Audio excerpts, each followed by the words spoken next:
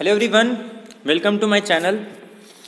तो आज के इस वीडियो में बहुत ही इंपॉर्टेंट टॉपिक डिस्कस करने वाले मैट्रिसेस का कि किसी मैट्रिक्स को किसी स्केलर से कैसे मल्टीप्लाई करते हैं। स्केलर का मतलब तुम लोग को यहाँ पे ये समझना है, किसी भी नंबर, रियल नंबर को हम लोग बोलेंगे रियल नंबर या कॉम्प्लेक्स नंबर। एक्चुअल में तुम लोग को बुक में रियल नंबर होगा, बट हम लोग मान के चलेंगे रियल और कॉम्प्लेक्स नंबर, तो उसे स्केलर कहते हैं। और किसी नंबर को मल्टीप्लाई करना है किससे? मैट्रिक्स से। तो नंबर मतलब स्केलर। तो कैसे करेंगे?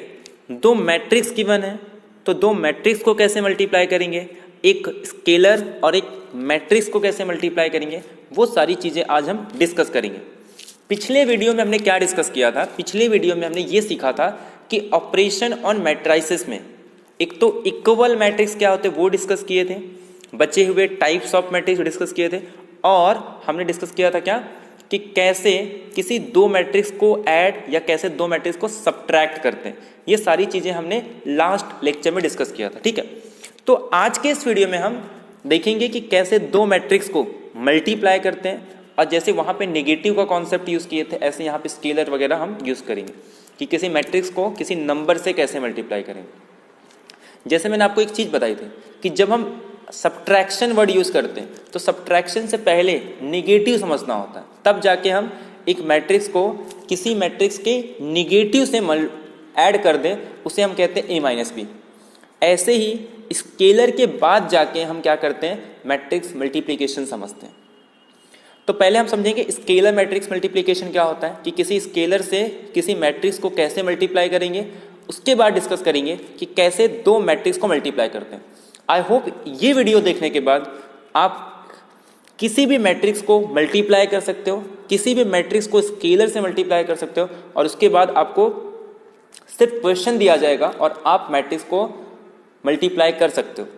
तो आई होप इसके लिए आपको पूरा वीडियो देखना होगा। पूरा वीडियो देखने के बाद आप फिर किसी भी मैट्रिक्स को, किसी दो मैट्रिक्स को क्या कर सकते हो, आपस में मल्टीप्लाई कर सकते हो, और उससे रिलेटेड जितनी भी प्रॉपर्टीज है वो सारी आप डिस्कस करोगे।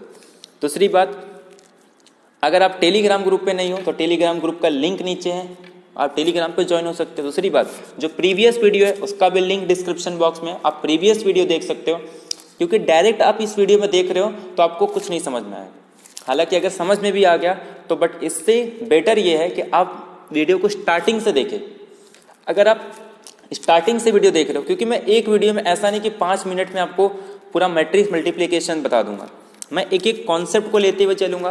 भले आपको लेट समझ में आए बट अच्छे से समझ में आए, और एक एक चीज़ को हम लोग कॉन्सेप्ट को क्लियर करते हुए चलते हैं। एक एक चीज़ जहां आपको डिफिकल्टी आती है, किस तरीके से आपको डाउट्स आते हैं, वो सारे हम देखते हुए चलते हैं, और आपके माइंड में किस किस टाइप के क्वेश्चन आ सकते हैं, वो सारी हम चीज़ें यहाँ पे डिस्कस करते हैं, ताकि हम 2022 के एंट्रेंस एग्जाम के लिए प्रिपेयर करें, ना कि 2021 के लिए।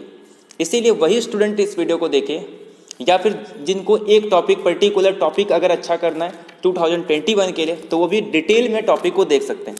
बट जिनको ये लगता है कि नहीं सारे टॉपिक हो जाए, तो नहीं, 2022 के लिए जो प्रिपेयर कर रहे हैं उनके लिए बहुत इंपॉर्टेंट लेक्चर है।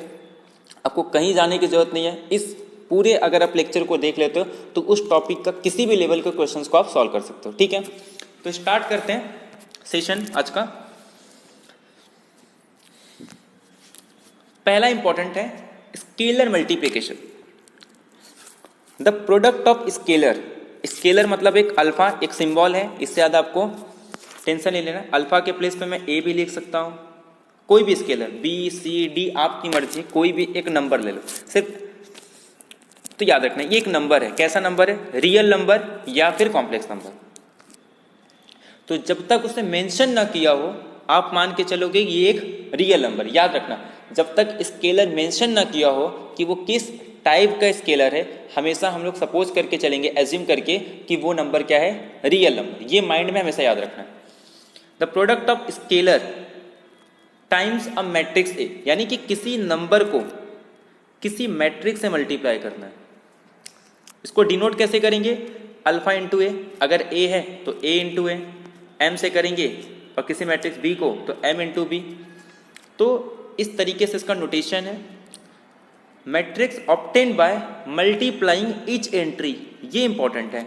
हर एक एंट्री को मल्टीप्लाई करेंगे ऑफ ए के हर एक एंट्री को बाय अल्फा, यानी कि अगर एक मैट्रिक्स है उसकी हर एक एंट्री को, मैट्रिक्स के हर एक एंट्री को इस अल्फा से मल्टीप्लाई करेंगे तो जो न्यू मैट्रिक्स आएगा उसे हम कहते हैं स्केलर मल्टीप्लिकेशन। और जिसे लिखते कैसे हैं, ये कॉम्पैक्ट फॉर्म में है कि अल्फा ए आई जी, यानी कि मैट्रिक्स के हर एक एलिमेंट को मल्टीप्लाई होगा तो वो हमारे पास अल्फा इंटू ए आई जे। जब आप मैट्रिक्स से बाहर निकालोगे तो वो हर एक एंट्री से बाहर निकलता है, जब आप अंदर पुट करोगे तो हर एक एंट्री को मल्टीप्लाई होगा। ये सबसे सिंपलेस्ट है, मतलब बहुत ही सिंपल है। सिर्फ क्या करना है, हर एक नंबर को मैट्रिक्स के हर एक एंट्री से मल्टीप्लाई करना है। जैसे 2 से एक मैट्रिक्स को मल्टीप्लाई कर रहा हूँ तो अब क्या होगा, इसकी हर एक एंट्री 2 टाइम्स बढ़ जाएगी। 2 1 जा 2, 2 2 जा 4, 2 3 जा 6। आपको समझ में आ गया? 1 2 3 हर एक एलिमेंट को किससे मल्टीप्लाई किया, 2 से, तो 2 1 जा 2, 2 2 जा 4, 2 3 जा 6। ऐसे सेकेंड 2 0 जा 0, 2 1 जा 2 और 2 2 जा 4। ऐसे लास्ट वाले कॉलम को मल्टीप्लाई करेंगे, 2 1 जा 2, 2 2 2 4 जा 8, 2 2 जा 4। तो सबसे सिंपल है, स्केलर मल्टीप्लिकेशन किसी भी नंबर को किसी मैट्रिक्स से मल्टीप्लाई करेंगे तो हर एक एंट्री को मल्टीप्लाई करना होता है। तो जो नया मैट्रिक्स मिलेगा उसको हम लोग कैसे लिखते, ए, और इसमें होता क्या है, मैट्रिक्स के हर एक एंट्री को उस नंबर से मल्टीप्लाई करेंगे। आई होप आपको ये समझ में आ गया होगा। जैसे इस मैट्रिक्स को अगर मैं हाफ से मल्टीप्लाई करूं, नहीं, ये जो मैट्रिक्स है ये कैसे ऑब्टेन्ड हुआ है, तो मैंने इस मैट्रिक्स को हाफ से मल्टीप्लाई किया है। तो अगर मैं इसका हाफ करूंगा तो 1 आ गया, 4 का हाफ करेंगे तो 2, 6 का हाफ 3, 8 का हाफ 4, 0 का हाफ 0 है तो उसका हाफ भी करोगे 0 ही होगा, 2 का हाफ करोगे तो 1।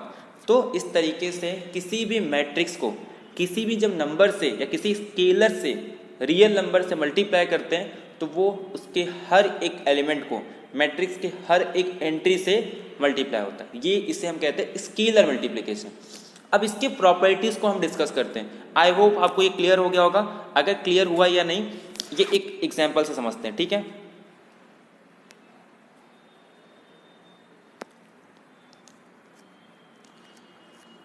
चलो, मैंने क्वेश्चन पूछा कि a इज इक्वल टू 3 है और एक मैट्रिक्स है 2 3 6 8। और एक चीज याद रखना है, किसी भी मैट्रिक्स को किसी भी नंबर से मल्टीप्लाई कर सकते हैं और जो ऑर्डर होगा उसकी ऑर्डर भी सेम होगी, क्योंकि हर एक एंट्री को उसी नंबर से मल्टीप्लाई कर रहे हैं, उसके एंट्री पे कुछ इफेक्ट हो रहा है नहीं। तो मैट्रिक्स मल्टीप्लिकेशन के लिए कोई भी मैट्रिक्स हो किसी भी ऑर्डर का कोई कंडीशन नहीं है। एडिशन के लिए कंडीशन क्या था, दोनों मैट्रिक्स का ऑर्डर सेम होना चाहिए। आगे मैट्रिक्स मल्टीप्लिकेशन के लिए भी कंडीशन होगा, बट इसके लिए कोई कंडीशन नहीं। लेकिन जो न्यू मैट्रिक्स ऑब्टेन्ड होगी उस मैट्रिक्स का वही ऑर्डर होगा जो मैट्रिक्स का ऑर्डर है। अब मैंने क्या कहा कि 3 को a से मल्टीप्लाई कर दो या फिर a3 निकालना है। आप क्या करोगे, हर एक एंट्री को 3 से मल्टीप्लाई कर दोगे। 3 2 जा 6, 3 3 जा 9, 3 6 जा 18 और 3 8 जा 24। तो बहुत ही सिंपल है। आप बोलोगे बहुत ही सिंपल है सर, कुछ नहीं करना है, सिर्फ मल्टीप्लिकेशन आना चाहिए। मैं क्या करूंगा, हर एक एंट्री को उस नंबर से मल्टीप्लाई कर दूंगा। अगर मुझे मल्टीप्लाई करने आता है इसका मतलब I am able to find a scalar multiplication of any matrix by any number. किसी भी मैट्रिक्स को हम लोग किसी भी नंबर से अब मल्टीप्लाई कर सकते हैं। क्यों? क्योंकि आप लोग को मल्टीप्लिकेशन करने आता है, ठीक है। तो ये आई थिंक आपको क्लियर हो गया होगा, कोई डाउट नहीं इसमें।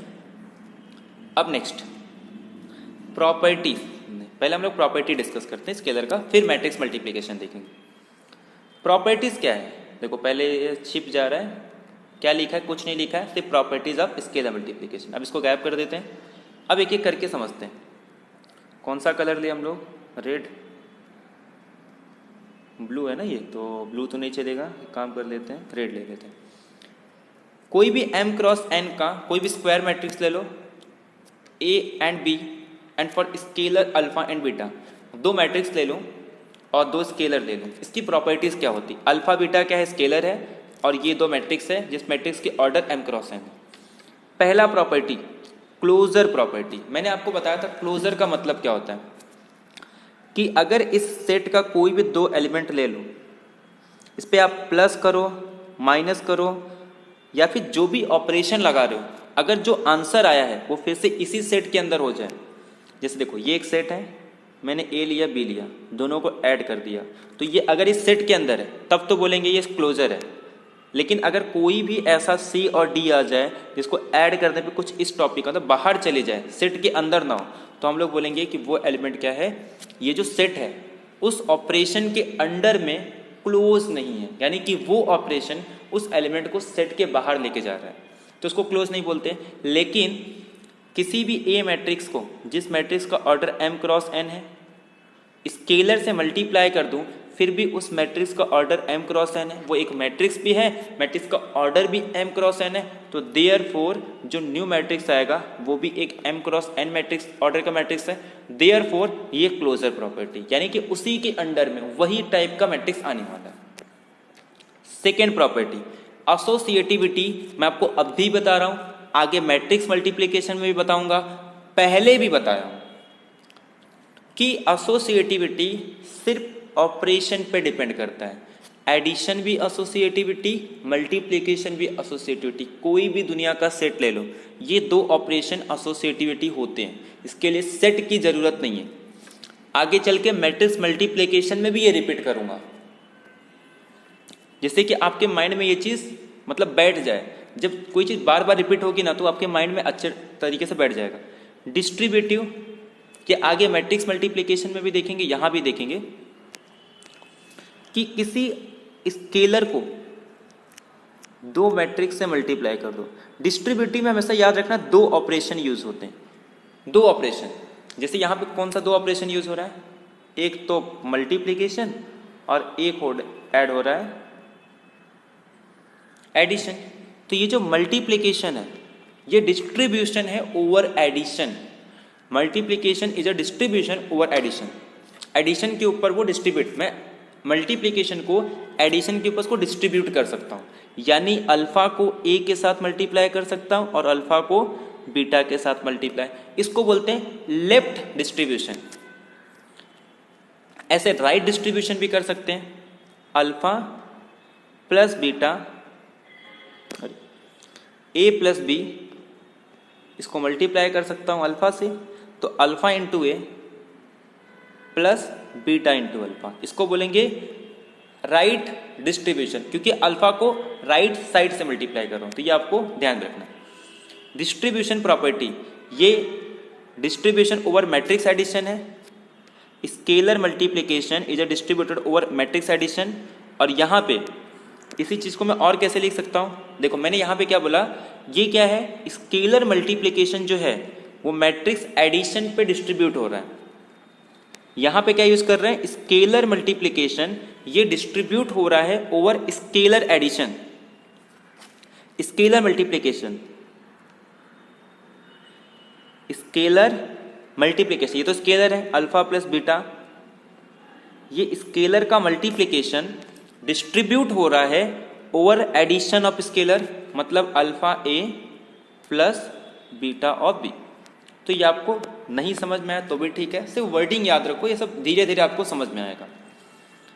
आइडेंटिटी प्रॉपर्टी सबसे इंपॉर्टेंट, बार बार रिपीट कर रहा हूं, सबसे इंपॉर्टेंट मैट्रिक्स, मैट्रिक्स में भी बताया था आइडेंटिटी मैट्रिक्स एक कॉन्सेप्ट, तो ये यूनिक होता है, आइडेंटिटी में अलग होता है, एडिटिव में अलग होता है, सेट में अलग अलग होते हैं, अलग अलग सेट के अलग अलग आइडेंटिटी, अलग अलग सेट ऑपरेशन के अलग अलग आइडेंटिटी। सेट तो मैट्रिक्स है, मैट्रिक्स में दो ऑपरेशन लगा रहा हूं, एडिशन में अलग आइडेंटिटी, जीरो मैट्रिक्स। उसके बाद मल्टीप्लिकेशन में अलग देखेंगे आइडेंटिटी मैट्रिक्स, जो ऑलरेडी हम लोग देख चुके हैं। ऐसे स्केलर में भी आइडेंटिटी होता है कि किसी भी मैट्रिक्स को मैं अगर 1 से मल्टीप्लाई कर दूं तो आंसर क्या आएगा 1। इसे हम कहते हैं मल्टीप्लिकेटिव, अरे मल्टीप्लिकेटिव स्केलर आइडेंटिटी। ये मैट्रिक्स वाला आइडेंटिटी नहीं है कि किसी ए मैट्रिक्स को बी से मल्टीप्लाई कर दो तो आइडेंटिटी आ जाए, अरे ये क्या है, स्केलर मल्टीप्लिकेटिव है। जैसे एडिशन में 0 था ऐसे यहाँ पे 1 होगा। किसी भी मैट्रिक्स को ए से मल्टीप्लाई कर दो, आंसर हमेशा क्या आने वाला है, ए आने वाला है। ये बात आपको याद रखनी है। तो number 1 is an identity element under scalar multiplication. तो ये आपको नोट थोड़ा डिफरेंस पता होना चाहिए। आइडेंटिव आइडेंटिटी, मल्टीप्लिकेटिव आइडेंटिटी और स्केलर आइडेंटिटी, 3 टाइप के आइडेंटिटी मिलेंगे। क्योंकि सेट में तो मैट्रिक्स मिलेगा, स्केलर में एलिमेंट मिलेंगे 1, तो 1 एक स्केलर है। मैट्रिक्स आइडेंटिटी होगा, मल्टीप्लिकेशन में, एडिशन में 0। ये चीज़ आपको तीनों में डिफरेंस पता होना चाहिए। ये मैं आपको क्लियर कर दूंगा जब हम लोग मैट्रिक्स में पढ़ेंगे।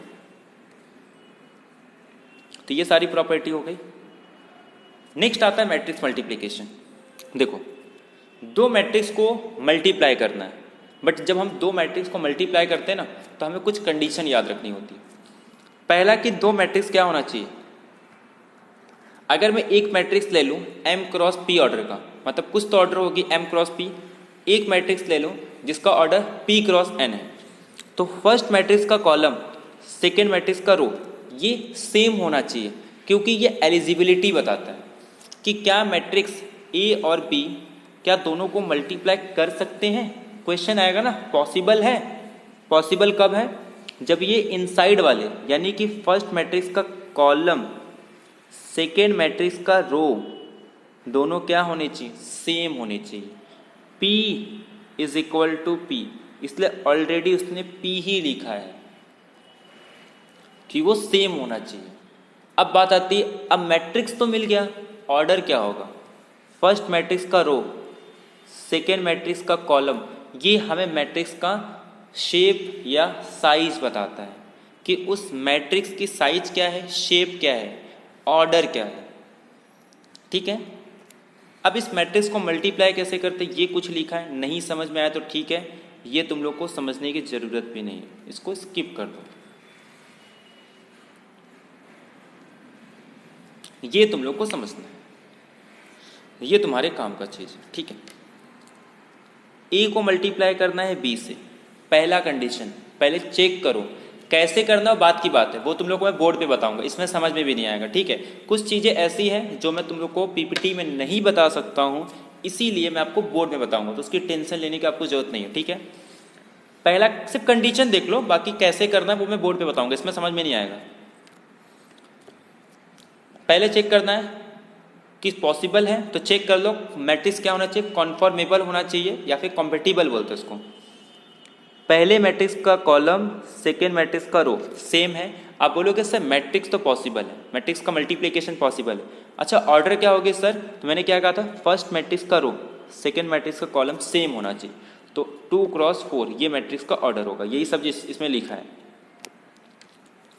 तो इनसाइड वंस मैच, अंदर वाला मैच होना चाहिए, फर्स्ट का कॉलम सेकेंड का रो सेम होना चाहिए, सेकेंड वाला हमें प्रोडक्ट का शेप बताता है।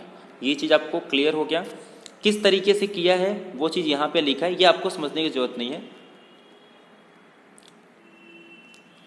ये देखो, ये आपको समझने की जरूरत है। अब ये आप समझ लेना एक बार, मैं आपको बोर्ड में लेके चलता हूँ। बोर्ड में हम लोग एकदम अच्छे से समझेंगे कि कैसे किसी भी मैट्रिक्स को मल्टीप्लाई कर सकते हैं, और उसके बाद मैट्रिक्स मल्टीप्लिकेशन करने के बाद फिर हम यहाँ रिटर्न आएंगे और क्या डिस्कस करेंगे, मैट्रिक्स मल्टीप्लिकेशन के क्या प्रॉपर्टीज को डिस्कस करेंगे। ठीक है।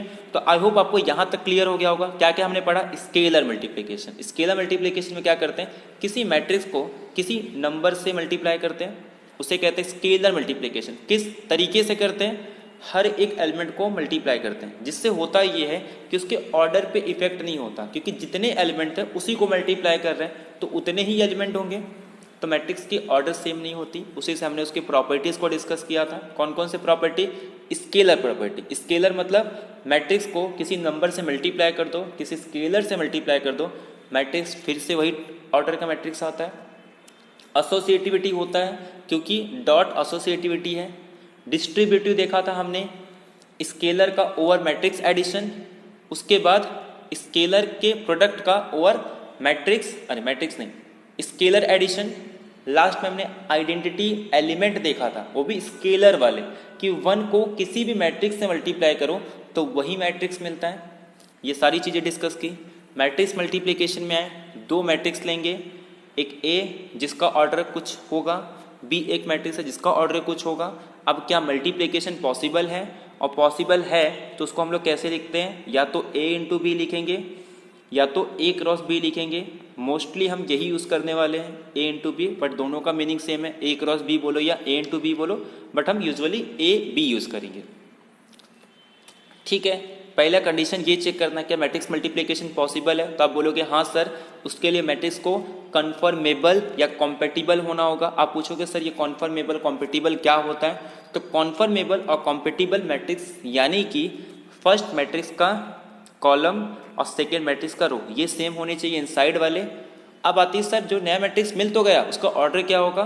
तो उस मैट्रिक्स का फर्स्ट मैट्रिक्स का रो और सेकेंड मैट्रिक्स का कॉलम सेम होना चाहिए। यानी अगर ये m क्रॉस p है, ये p क्रॉस n है, तो ये दोनों अगर सेम है तो ये जो m क्रॉस n होगा ये नए मैट्रिक्स का ऑर्डर होगा। किस ढंग से मल्टीप्लाई करेंगे ये हम बोर्ड में देखेंगे। तो यहाँ तक आई होप आपको कोई डाउट नहीं होगा। नेक्स्ट हम लोग बोर्ड में देखते हैं कि कैसे किसी मैट्रिक्स को मल्टीप्लाई करते हैं। आई होप आपको बोर्ड में ज़्यादा अच्छे से क्लियर होगा। ठीक है, कंफर्म? तो स्टार्ट करते हैं बोर्ड में लीजिए। हाँ तो ठीक है, तो हम लोग समझते हैं कि मैट्रिक्स मल्टीप्लिकेशन यानी कि अगर आपके पास दो मैट्रिक्स गिवन है तो उसका मल्टीप्लिकेशन कैसे होगा। जैसे फॉर एग्जांपल मैं एक मैट्रिक्स ले रहा हूं ए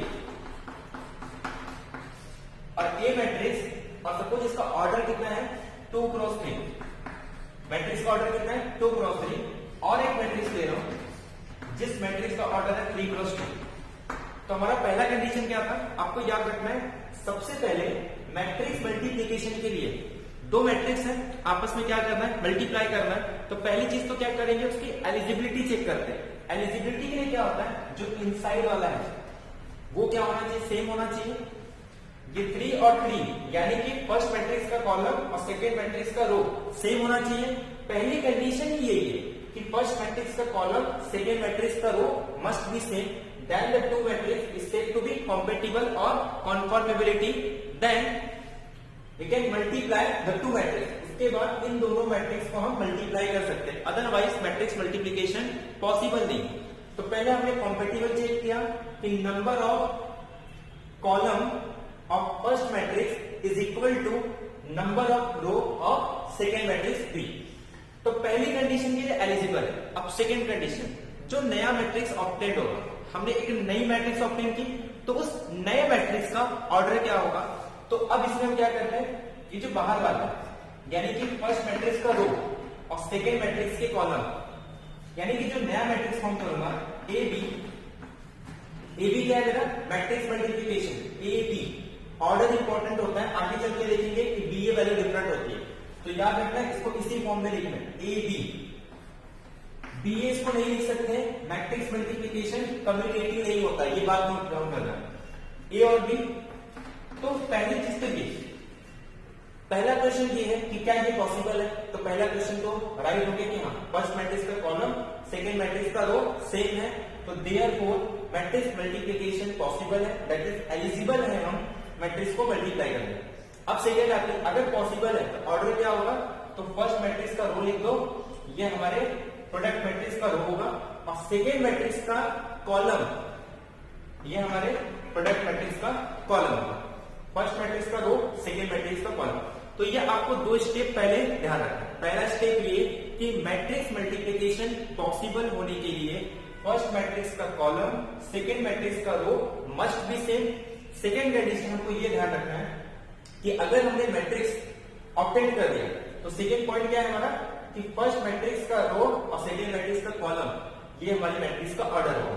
फर्स्ट मैट्रिक्स का रो प्रोडक्ट मैट्रिक्स का रो होगा, सेकेंड मैट्रिक्स का कॉलम हमारे प्रोडक्ट मैट्रिक्स का कॉलम होगा। यहां तक हो गया। अब नेक्स्ट स्टेप आता है कि कैसे मैट्रिक्स को मल्टीप्लाई करते हैं। अब एक काम करते हैं, इसमें एंट्री रखते हैं 2 क्रॉस 3, कितने एंट्री होंगे, 6 एंट्री। सपोज में 1 0 3 4 6 1, और बी में कुछ एंट्री रख रहा हूं, सपोज 1 0 3 2 1 2। ये एक मैट्रिक्स हो गया। इतना तो पता चल गया कि मैट्रिक्स मल्टीप्लिकेशन पॉसिबल है। अब एक काम करो, जब तक आदत नहीं होती तब तक 2 क्रॉस 2 ऑर्डर के एलिमेंट लिख दो। अब आपको पता होगा बहुत ही अच्छे से, बहुत प्रैक्टिस की हमने कि इस मैट्रिक्स के एंट्री कैसे होंगे। 2 क्रॉस 2 4 एंट्री है, रो 1 कॉलम 1 कॉलम 2 रो 1 रो 2। सपोज ये A11 A12 A21 A22, ये आपको पता होगा इसका मतलब फर्स्ट रो फर्स्ट कॉलम का intersecting point, first row second column का intersecting point, second row first column का इंटरसेक्टिंग पॉइंट और सेकेंड रो और सेकेंड कॉलम। तो ये position first row first column, first row second column, second row first column and the second row is second column. अब ये ध्यान दो, इसका मतलब ये कि फर्स्ट मैट्रिक्स का रो और सेकेंड मैट्रिक्स का कॉलम, ये रहा फर्स्ट मैट्रिक्स का रो और ये रहा सेकेंड मैट्रिक्स का कॉलम।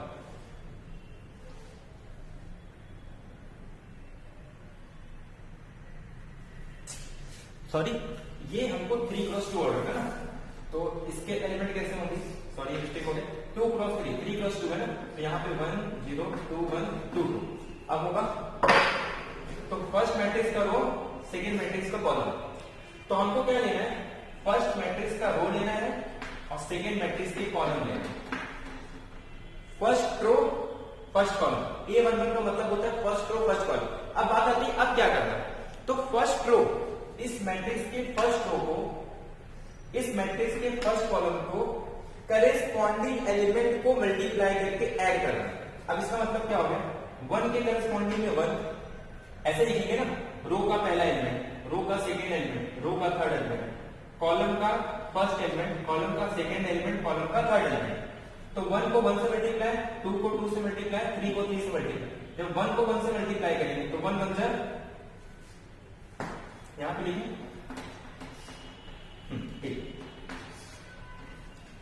तो जब 1 को 1 से मल्टीप्लाई करेंगे तो आंसर कितना होगा 1। सेकेंड वाले को सेकेंड से मतलब 0 इंटू 2 और 0 इंटू 2 आंसर कितना होगा 1 प्लस 0। थर्ड वाले को थर्ड से मतलब 3 2 जा 6। तो हर एक फर्स्ट रो के हर एक एलिमेंट को इसके फर्स्ट कॉलम के करेस्पॉन्डिंग एलिमेंट से मल्टीप्लाई करना। करेस्पॉन्डिंग मतलब रो के जितने भी एलिमेंट है, ऐसे कॉलम के जितने भी एलिमेंट है, इसको नंबरिंग दे दो 1 2 3। जब तक समझ में नहीं आ रहा, एक बार समझ में आ जाएगा तो बहुत सिंपल है।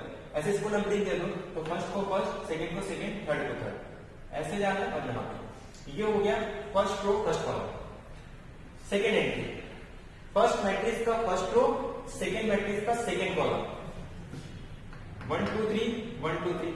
तो 1 को 0 के साथ मल्टीप्लाई करेंगे 0, 2 को 1 के साथ मल्टीप्लाई करोगे 2। अब फर्स्ट रो ले रहे हैं और सेकेंड कॉलम, प्लस 3 को 2 के साथ मल्टीप्लाई करेंगे कितना आ जाएगा 6। अब ऐसे ही सेकेंड रो फर्स्ट कॉलम, ये रहा हमारा सेकेंड रो और ये फर्स्ट कॉलम।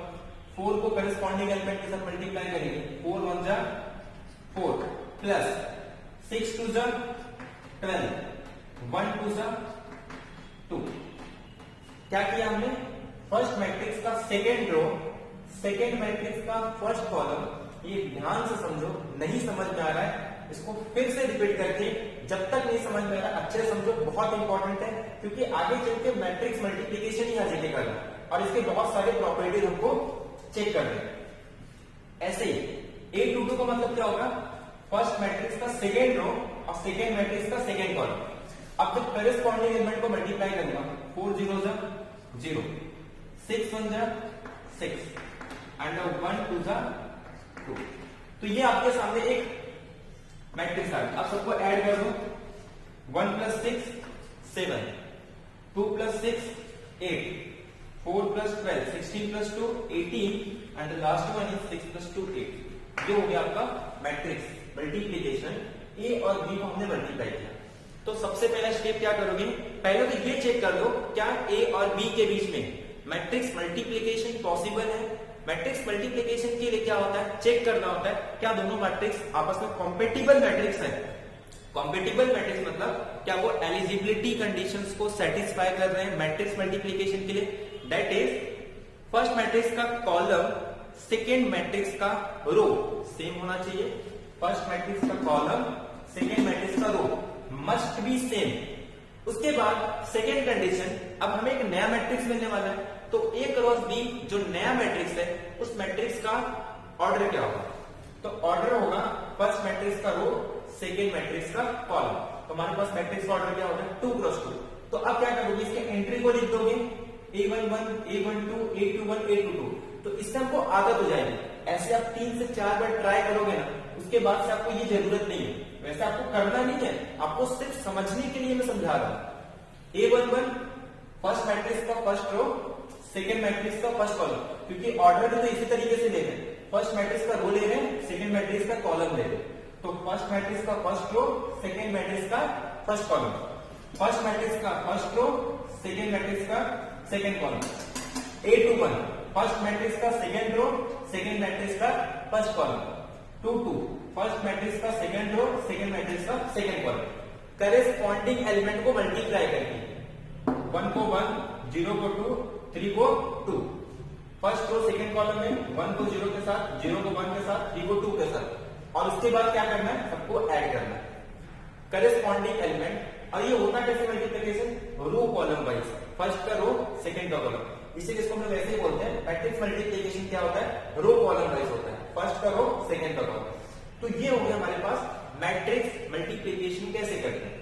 पहले तो चेक करो क्या कॉम्पेटिबल है, क्या मैट्रिक्स मल्टीप्लिकेशन पॉसिबल है या नहीं। जैसे एडिशन में क्या होता है? दो मैट्रिक्स का मल्टीप्लिकेशन तब पॉसिबल होता है जब दोनों मैट्रिक्स का ऑर्डर सेम हो, और जो न्यू मैट्रिक्स ऑब्टेंड होती है उस मैट्रिक्स का भी ऑर्डर सेम वही होता है जो ए और बी का होता है। और उसमें क्या करते हैं? डायरेक्टली हम लोग करेस्पॉन्डिंग एलिमेंट को ऐड करते हैं। तो जैसे रियल नंबर में दो नंबर को ऐड करो, कुछ फर्क नहीं पड़ता है, चाहे a प्लस बी करो या b प्लस a करो, दोनों सेम होते हैं। इसके लिए वो कम्यूटेटिव होता है। बट मैट्रिक्स मल्टीप्लिकेशन में ऐसा नहीं होता, इसमें थोड़ा टेक्निक अलग है, मेथड अलग है। इसीलिए जब हम a और b को मल्टीप्लाई करेंगे ba के साथ, तो ये इक्वल नहीं होता। ये प्रॉपर्टी में डिस्कस करेंगे अभी हम, तो इसमें बहुत सारे प्रॉपर्टीज है।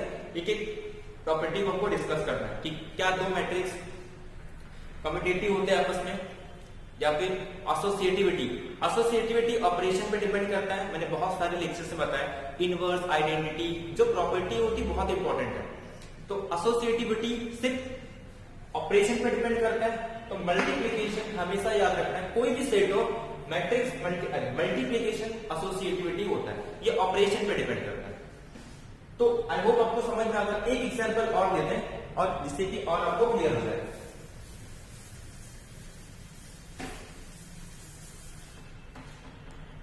जैसे एक मैट्रिक्स ले लूं मैं, let A is equal to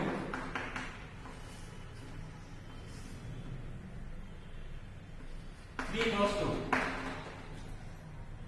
2 1 0 1 1 2। ठीक है, 3 क्रॉस 2 ये एक मैट्रिक्स हो गया।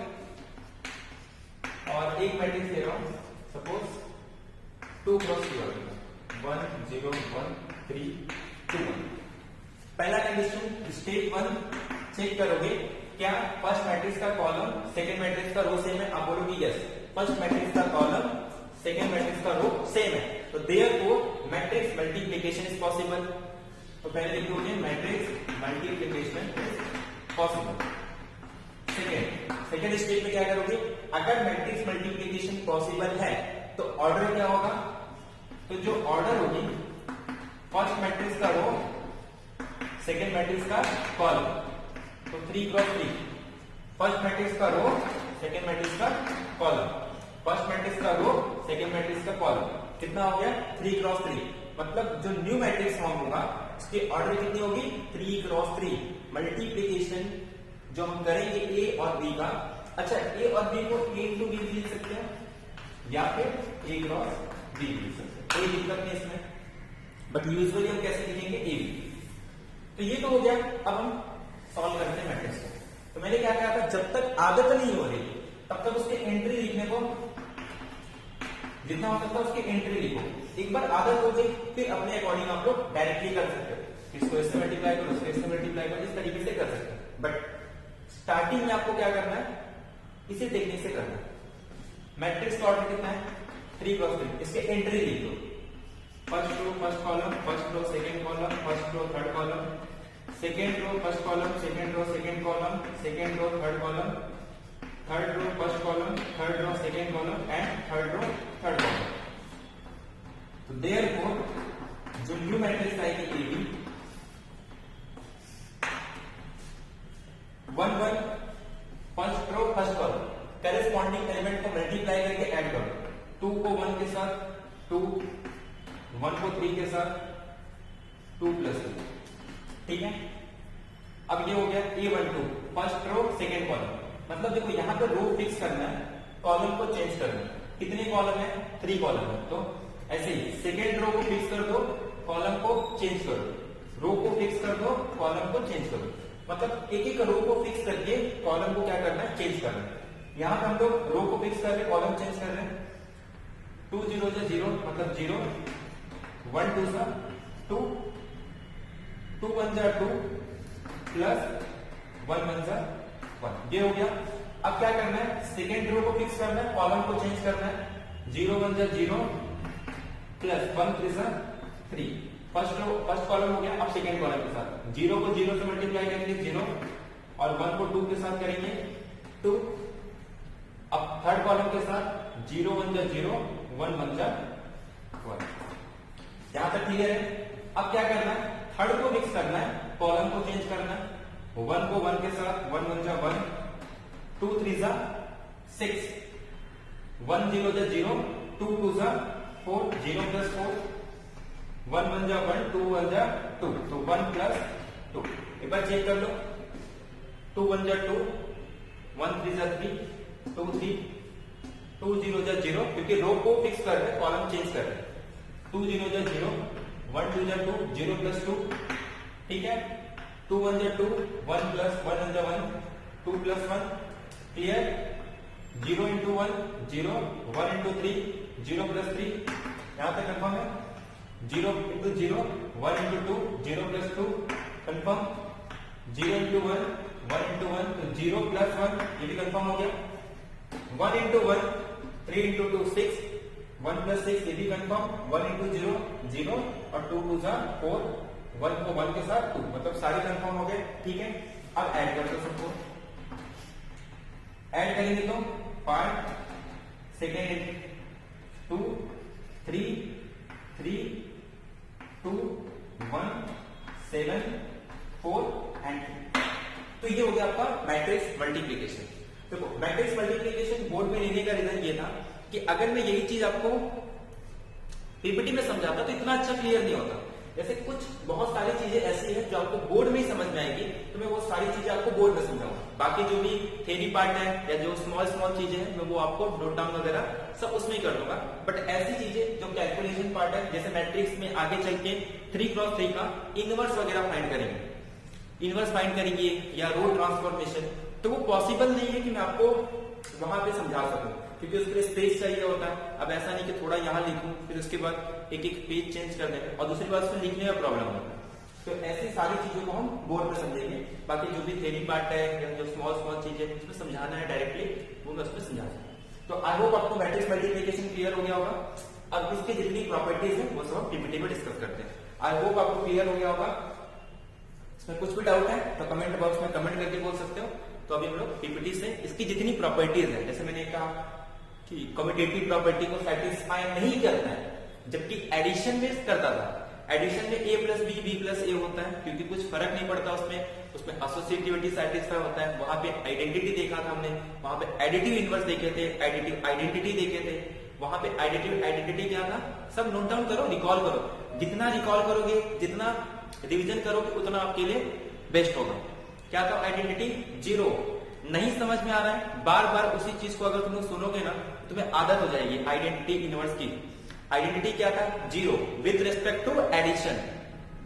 उसमें इनवर्स क्या था अगर ए मैट्रिक्स है तो निगेटिव मैट्रिक्स ले लो -a वो उसका इनवर्स होता है। इनवर्स मतलब अगर किसी मैट्रिक्स में ऐसा कोई मैट्रिक्स ऐड कर दो कि आइडेंटिटी आ जाए यानी 0।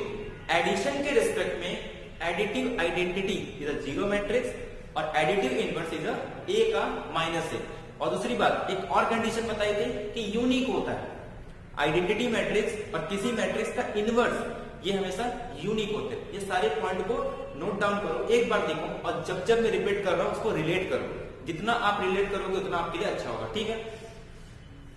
तो इसको एंड करते हैं और पीपीटी में हम आगे का डिस्कस करते हैं ठीक है। तो आई होप आपको बोर्ड में बहुत ही अच्छे तरीके से क्लियर हो गया होगा कि कैसे किसी दो मैट्रिक्स को मल्टीप्लाई करते हैं। पहली चीज़ हम स्टेप 1 में क्या देखते हैं, स्टेप 1 में ये देखते हैं कि क्या मैट्रिक्स को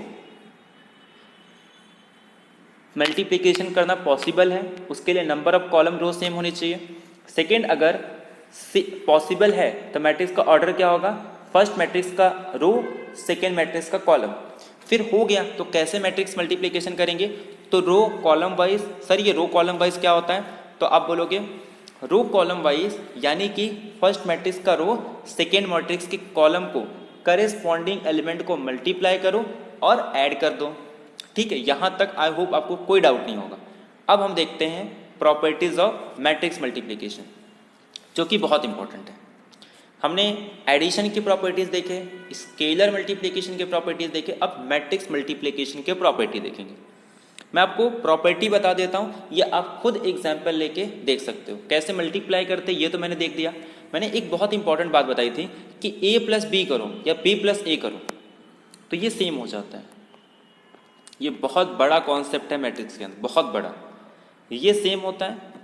बट ये चीज़ें मल्टीप्लिकेशन में नहीं होती। ये इतना इम्पोर्टेंट है ना, आप इस चीज़ को बहुत इम्पोर्टेंस दो कि A B is not is equal to B A in matrix. ऐसी बहुत सारी चीज़ें हैं जहाँ पे ये चीज़ें इक्वल नहीं होती।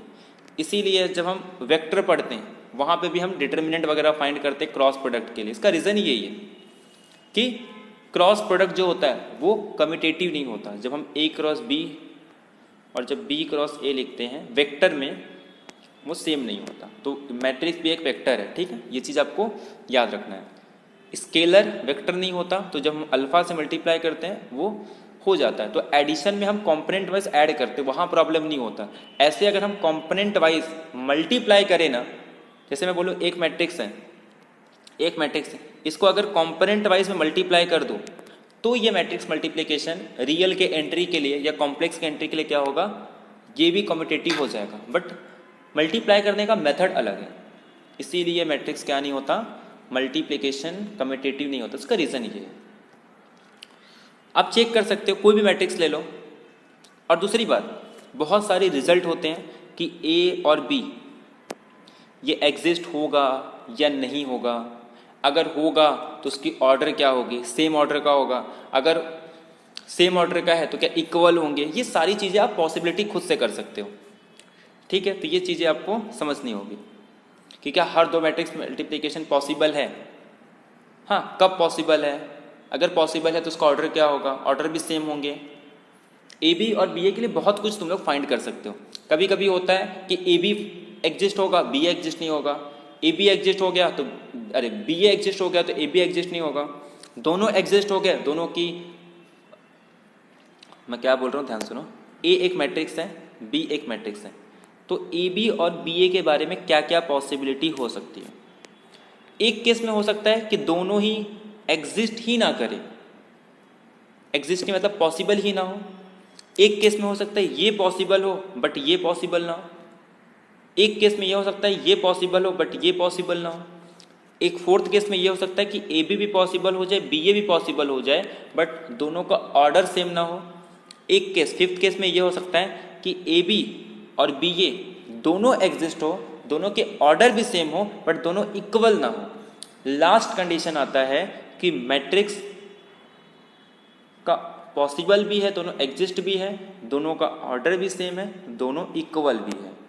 तो इसीलिए ए बी और बी ए के बारे में कुछ नहीं कह सकते। हर एक पॉसिबिलिटी, टोटल 6 पॉसिबिलिटी है।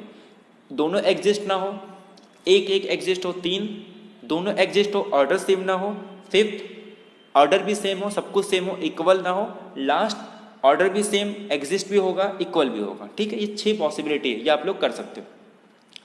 तो उसी में चीज़ है कि ए बी और बी ए के बारे में, एग्जिस्ट के बारे में नहीं कह सकते, तो इक्वल तो बहुत दूर की बात है, वो तो सबसे लास्ट स्टेज है।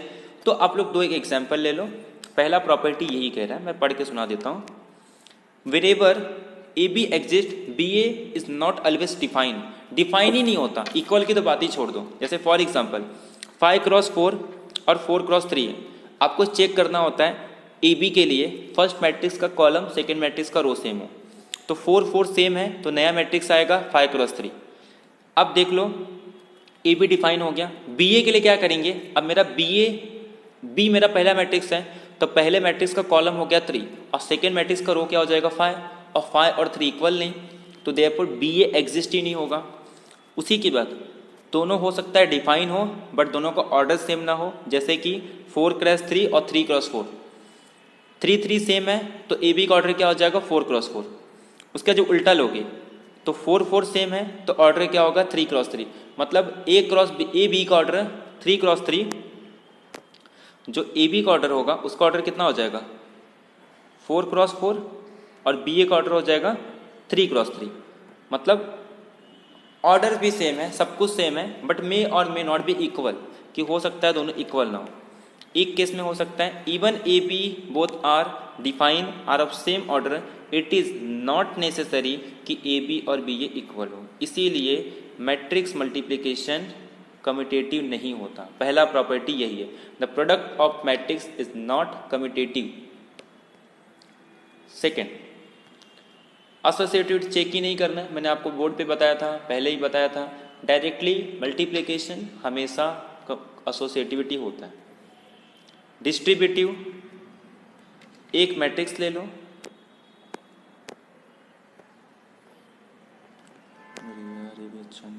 कौन सा कलर ले, रेड लेते, ठीक। ए को बी प्लस सी से मल्टीप्लाई करें, वहां पे स्केलर से मल्टीप्लाई कर रहे थे, अब यहाँ पे मैट्रिक्स से मल्टीप्लाई करें तो सेम वही ए बी और ए सी। ऐसे उल्टा कर सकते हैं हम लोग, बी प्लस सी को राइट साइड से मल्टीप्लाई करें तो ये किसके इक्वल हो जाएगा बी ए और सी ए। ऐसे माइनस के लिए भी कर सकते हैं कि ए और बी माइनस सी मल्टीप्लाई करें तो ए बी और ए सी होगा। ऐसे उल्टा करेंगे तो बी माइनस सी मतलब बी ए माइनस सी ए। तो ये इस तरीके से हम लोग डिस्ट्रीब्यूटिव यूज कर सकते हैं। प्रोडक्ट ऑफ टू मैट्रिक्स, ये बहुत इंपॉर्टेंट है कि दो मैट्रिक्स नॉन जीरो हो। नंबर में कैसा होता है कि अगर ए नॉन जीरो है बी नॉन जीरो है तो दोनों का मल्टीप्लिकेशन भी नॉन जीरो आता है। जैसे 2 नॉन जीरो है 3 नॉन जीरो है, दोनों को मल्टीप्लाई करोगे तो जीरो आएगा। मतलब अगर ए और बी को जीरो होना है तो कम से कम या तो ए जीरो हो या तो बी जीरो हो, बट मल्टीप्लिकेशन में ऐसा नहीं होता। ए भी नॉन जीरो है बी भी नॉन जीरो है तब भी ए और बी क्या हो जाएगा जीरो। ये चीज आपको याद रखनी है। एग्जाम्पल देखो, ए और बी, ये भी जीरो नहीं है बी भी जीरो नहीं है, बट कंडीशन क्या होना चाहिए ए और दोनों में से एक तो नॉन जीरो होनी चाहिए, क्योंकि जीरो का मतलब क्या होता है कि सारे एंट्री जीरो। तो अगर ए बी नॉन जीरो है और सी डी नॉन जीरो है तो हम लोग क्या करेंगे, एक नया मैट्रिक्स फॉर्म करेंगे ए बी। अब ध्यान दो, ए बी कैसे फाइंड करेंगे, अब तो आपको ये आ जाना चाहिए। अब प्रैक्टिस करो मेरे साथ। फर्स्ट रो फर्स्ट कॉलम, ए को सी के साथ करूंगा तो जीरो, ए को साथ जीरो के साथ करूंगा जीरो, मतलब पहला एंट्री जीरो। देखो पहली एंट्री जीरो आ गई। अब फर्स्ट रो को फिक्स करके सेकेंड कॉलम से zero into D A into zero, ये भी जीरो। ऐसे फिर अब सेकेंड मैट्रिक्स को फर्स्ट रो और फर्स्ट कॉलम से जीरो को सी के साथ बी को जीरो के साथ, फिर जीरो को डी के साथ और बी को जीरो के साथ। तो सारे एंट्री जीरो आ गए, सब में एक एक बार जीरो आ रहा है, तो ये आंसर कैसा हो गया जीरो। मतलब जीरो मतलब ए भी जीरो नहीं बी भी जीरो नहीं, बट दोनों का प्रोडक्ट क्या आ गया जीरो मैट्रिक्स आ गया। इसीलिए मैट्रिक्स मल्टीप्लिकेशन के पास एक कॉन्सेप्ट होता है जीरो डिवाइजर। नहीं समझोगे तो ही अच्छा होगा, सिर्फ ये वर्ड याद रखना, नोट डाउन कर लेना कि मैट्रिक्स मल्टीप्लिकेशन के पास जीरो डिवाइजर होता है। इसको समझने की जरूरत नहीं, सिर्फ लिख के रखो। कभी किसी ज़माने में यूज़ होगा तो अच्छी बात है, नहीं यूज़ होगा तो बट नोट डाउन करके लिख लो कि मैट्रिक्स मल्टीप्लिकेशन के पास जीरो डिवाइजर होता है। समझना नहीं है, समझने का मतलब इसका मतलब ये है कि ए भी नॉन जीरो बी भी नॉन जीरो, तब भी ए और बी जीरो हो रहा है, इसका मतलब ए और बी क्या है एक दूसरे के जीरो डिवाइजर है। समझ में तो आ जाएगा, बट इसको डिटेल में इसका ज़रूरत नहीं है तुम लोग को, फिलहाल के लिए इसको ज़रूरत नहीं है, ठीक है। तो खाली समझ लो, लिख लो, नहीं समझ में आया तो भी अच्छी बात है। एग्जिस्टेंस ऑफ आइडेंटिटी मैट्रिक्स वही चीज़ है, एक ऐसा मैट्रिक्स मिल जाए जिसको मल्टीप्लाई करने पे आंसर वही आ जाए। हमने एडिशन में देखा था कि 0 ऐड करने पे वही मैट्रिक्स आ जाता है, स्केलर में देखे थे कि 1 से मल्टीप्लाई करने पे वही आ जा रहा है। तो ऐसा कौन सा कोई मैट्रिक्स है जिसको ए से मल्टीप्लाई कर दूं वही आ जाए, चाहे लेफ्ट साइड से या राइट साइड से। और एक चीज़ याद रखना, नोट डाउन कर दो, identity commutes with every matrix. क्या लिखोगे? Identity matrix commutes with every matrix of same size. Matrix same size का होना चाहिए, क्योंकि तो किसी भी आइडेंटिटी मैट्रिक्स को उसी सेम साइज के मैट्रिक्स से अगर हम लोग मल्टीप्लाई करें तो जो मैट्रिक्स मिलेगा वो हमेशा कम्यूटेटिव होता है। ये चीज़ आपको नोट डाउन करना। बाकी सबके बारे में कुछ नहीं बोल सकते, सिर्फ आइडेंटिटी के बारे में कह सकते, इसीलिए हम लोग ये लिखते हैं आई ए और ए आई हमेशा सेम होगा। तो अगर ऐसा कौन सा मैट्रिक्स है जिसको ए से मल्टीप्लाई कर दूं तो आंसर फिर से वही आ जाए, वो होता है आइडेंटिटी। और आइडेंटिटी आपको मैं बहुत बार रिपीट कर चुका हूँ कि अगर 3x3 ऑर्डर का मैट्रिक्स बनाना है तो आपको पता होगा, सर आप बोलोगे देखो उसके पास कोई चॉइस नहीं थी, वो कहता है कि डायगोनल को छोड़ के बाकी सब 0 और डायगोनल पे सारे एलिमेंट 1। और डायगोनल पे कितने एलिमेंट होंगे? 3x3 ऑर्डर का मतलब 3 1 और बाकी सारे एंट्री 0। इकलौता यूनिक मैट्रिक्स है आइडेंटिटी, ठीक है। तो for each matrix A of order n, identity matrix n order का कि i को a से मल्टीप्लाई करो या i को a से मल्टीप्लाई करो, हमेशा n क्रॉस n ऑर्डर का a मैट्रिक्स आता है, क्योंकि आइडेंटिटी के लिए हमेशा मैट्रिक्स क्या होना चाहिए? n क्रॉस n ऑर्डर का होना चाहिए। ये आपको क्लियर हो गया होगा प्रॉपर्टी। जैसे फॉर एग्जाम्पल एक 2x2 ऑर्डर का मैट्रिक्स है, चाहे इसको लेफ्ट साइड से मल्टीप्लाई करो या राइट साइड से, आंसर हमेशा a ही आने वाला है। देखो a क्या था? 2 3 -1 -1 वही आ रहा है, और दूसरे में क्या है? 2 3 -1 और 1 वही आ रहा है, मतलब चाहे लेफ्ट साइड से मल्टीप्लाई करो राइट साइड से, आंसर वही आने वाला है। Thus for any matrix A there exists an identity matrix I such that AI करो या AI करो, product are defined. Zero matrix, किसी भी मैट्रिक्स को 0 से मल्टीप्लाई करते हो तो आंसर 0 आता है, वैसे मैट्रिक्स में भी होता है। किसी भी मैट्रिक्स को 0 से मल्टीप्लाई कर दो तो आंसर हमेशा 0 मैट्रिक्स, चाहे लेफ्ट साइड से या राइट साइड से। 0 भी हर एक एलिमेंट के साथ कम्यूट करता है, क्यों? 0 से किसी भी मैट्रिक्स को मल्टीप्लाई कर दो आंसर हमेशा वही होगा। नॉन जीरो में आइडेंटिटी होता है, बाकी आइडेंटिटी और 0 में 0 मैट्रिक्स। नेक्स्ट आता है पॉजिटिव इंटीग्रल पावर ऑफ ए।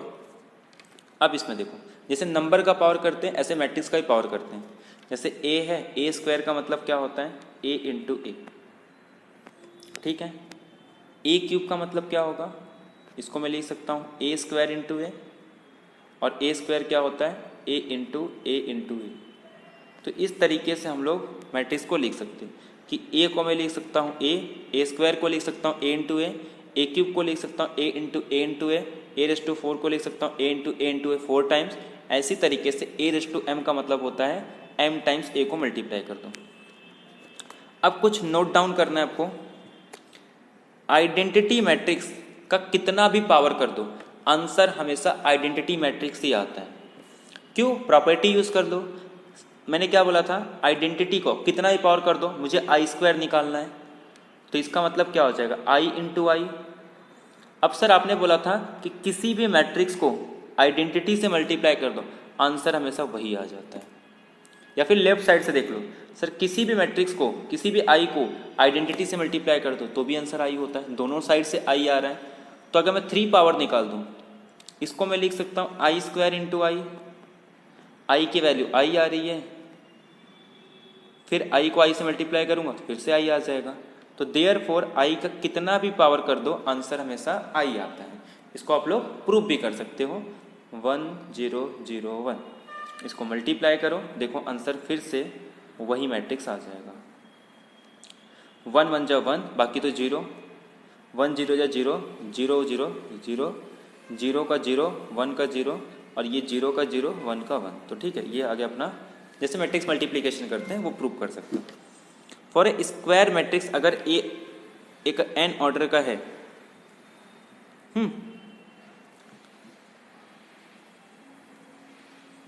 तो जैसे पॉलिनोमियल लेते हैं ना, पॉलिनोमियल पता है f of x is equal to